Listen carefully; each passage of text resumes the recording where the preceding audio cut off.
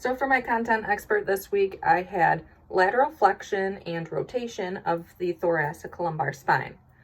Before I get to taking these measurements with the goniometer, I'm going to walk you through it a little bit. So for the lateral flexion, we're going to have our patient standing, both feet on the ground. They're going to be shoulder length apart, and this is going to help stabilize your pelvis so we don't get any tilting. Normal is going to be 35 degrees, and this is going to be a firm end feel. Now it's going to take place in the frontal plane, sagittal axis, and the primary muscle groups for this movement is going to be our quadratus lumborum.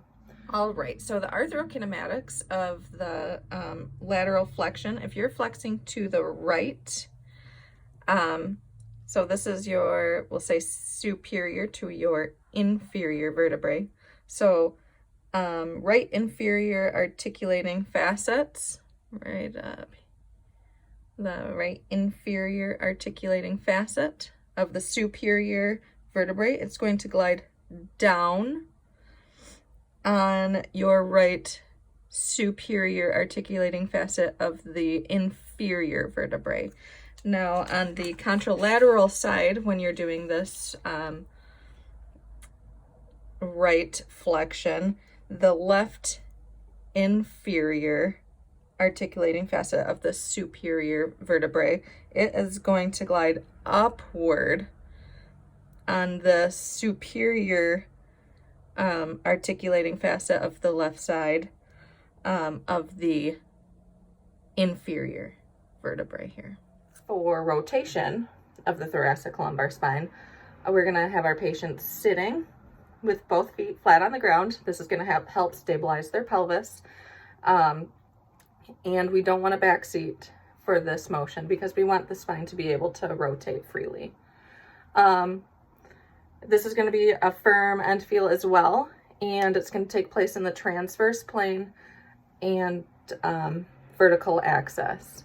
The primary muscle groups for this movement is going to be our internal and external obliques. All right, so the arthrokinematics for rotation, the superior vertebrae rotates on the inferior vertebrae, and the inferior articulating surface of the superior vertebrae impacts on the superior articulating surface of the adjacent inferior vertebrae. Now we're going to do a measurement of lateral flexion to the right.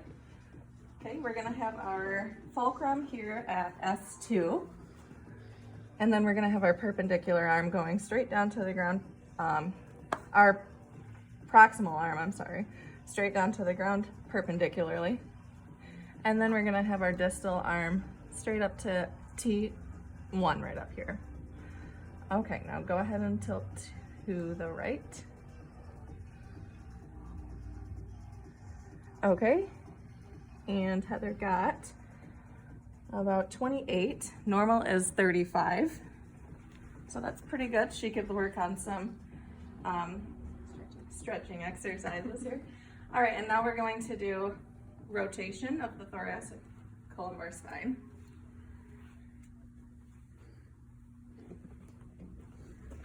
Okay, so what we're going to do here is go over top of our patient.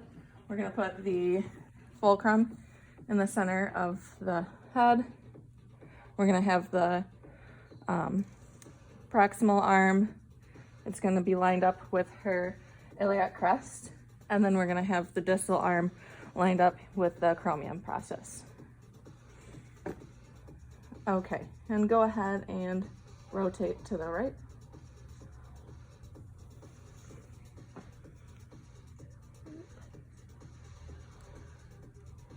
Okay, and she got 30, and normal will be 45 for that rotation. And we're all good.